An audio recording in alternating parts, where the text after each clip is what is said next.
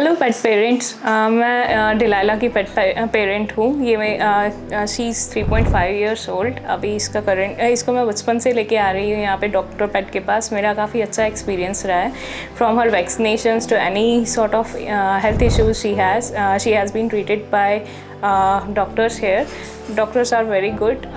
उनने हमेशा correct treatment दिया है, करेक्ट डायग्नोसिस रहा है एंड हमेशा मेरे को इम्प्रूवमेंट दिखी है इसमें। अभी डिलाला का FIP पॉजिटिव आया है रिसेंटली, तो उसका ट्रीटमेंट चल रहा है अभी। And doctors have been very kind and very apt in doing the treatment. अच्छे से उन्होंने गाइड किया है how to take care of my cat and hopefully she will be recovering soon. To any pet parents out there, I definitely suggest come visit Dr. Pet for your pets as they are very good. Thank you.